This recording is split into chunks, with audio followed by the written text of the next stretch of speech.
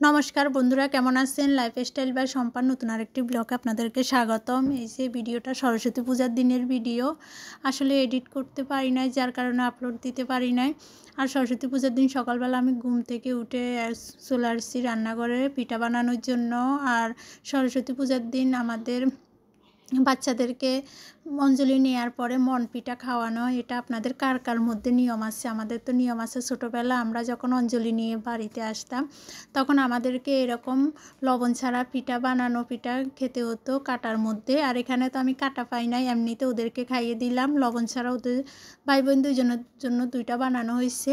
আর এদিকে পিঠা বানানো শেষ, এখন আমি রেডি হয়ে নিচ্ছি তাড়াহুড়া করে অঞ্জলি নেওয়ার জন্য। এখন আমরা মা মেয়ে যাব, আর উচ্ছ্বাসের বাবা চলে গেছে ওরা আগে। আর ভাবছি যাব টাপুরা উচ্ছ্বাসের স্কুলে অঞ্জলি নিব, কিন্তু পরে ভাবছি আমাদের পাশের বাসায় তাড়াতাড়ি করে অঞ্জলি দিয়ে ফেলবে, এখানে নিয়ে নিব।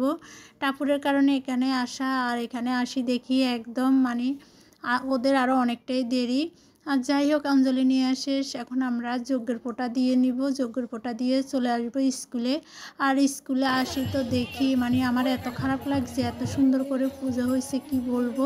প্রথম রাধা মাধবের এখানেও পূজা হয়েছে, আবার যজ্ঞ হয়েছে, অনেক সুন্দর পূজা হয়েছে। এটা দেখে আমার ভীষণ খারাপ লাগছে আর খুব মিস করছি। কিছু করার নেই, সামনের বছর মা সরস্বতী মা কৃপা করলে এখানে আসতে পারবো।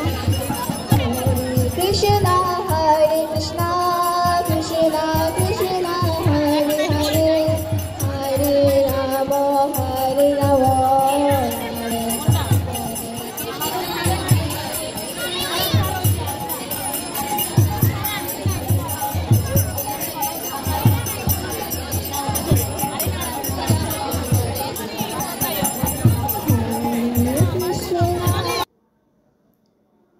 এই যে পূজা থেকে আসছি, আর বাসায় আসি দেখি একটুকু গ্যাস নিয়ে কী করব। পরে তাড়াহুড়া করে বেগুন ভাজি ফুলকপি আলুর দম করে আমরা খাওয়া দাওয়া শেষ করছি। শেষ করতে করতে আমাদের 5টা বেজে গেছে। যদিও ইচ্ছা ছিল পূজার দিনে একটু ভিন্ন টাইপের কিছু রান্না করব, কিছু করার নেই।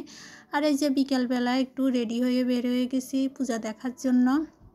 আর এই যে প্রথম আসছি রাধা মাধব মন্দিরে, আর দেখেন মাটা এত সুন্দর হয়েছে। আর মানে আমরা আস্তে আস্তে অনেকটা দেরি হয়ে গেছে, যার কারণে সব কিছু গোছানো হয়ে গেছে। আর রাধা মাধব মন্দিরে প্রতিষ্ঠাবার্ষিক উৎসব হবে, যার কারণে সব কিছু সাজানো হইতেছে। আর আপনারা যারা নোয়াখালীর আছেন তারা অবশ্যই আসবেন, চৌমনি রাধা মাধব মন্দিরে প্রতিষ্ঠাবার্ষিকী উৎসব হবে, আপনাদের সবাই নিমন্ত্রণ রইল। আর দেখেন কী সুন্দর করে সাজানো হয়েছে। এখন আমরা মন্দিরের উপরে আসছি, ঠাকুর দর্শন করব আর সাজানো হবে, যার কারণে সব কিছুই করা রাখা আছে। আর এই যে এখন সন্ধ্যা আরতি কীর্তন চলতেছে, যার কারণে এখানে আর বেশি ভিডিও করি নাই। আর এই যে এখন আসছি বিন্দাজি প্রণাম করার জন্য। আর এখানে আসার পরে উচ্ছ্বাস তো কী যে লাফালাফি করে, ভাবছি একটু ঠাকুরের নাম নিব, কিন্তু উচ্ছ্বাসের জন্য পারি নাই। এই যে আমরা প্রণাম করে কালীমাতার মন্দিরে চলে আসছি, কালীমাকে দর্শন করে নিন, আপনাদের মনোবাঞ্ছা পূর্ণ হবে। মা কালী, এখানে মা কালী অনেক জাগ্রত মা, মাকে দর্শন করে নিন সবাই। আর এই যে এখানে নমস্কার করে নিব, তারপরে আমরা চলে যাব। ভাবছি রাম ঠাকুর মন্দিরে যাব, কিন্তু যাওয়ার হয় নাই। আর এই যে এখানে লেখা আছে কখন কবে পূজা করা হয়। আর ভাবছি রাম ঠাকুর মন্দিরে যাব, কিন্তু রাস্তায় এত জ্যাম, কি করব, আর যেতে পারি নাই।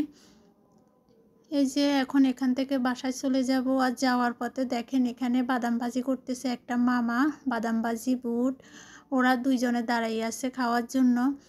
এখানে বাদাম বুট খেয়ে এখন একটু যাওয়ার পথে একটু শপিং মলে যাব, হালকা কিছু কেনাকাটা আছে, কিনে চলে যাব। আর বাসায় আসি তো আমার ভীষণ খিদা লেগে গেছে। আর এই যে এখন খাওয়া দাওয়া করব। আপনারা সবাই ভালো থাকবেন, সুস্থ থাকবেন, নতুন একটি ভিডিওতে দেখা হবে, টাটা।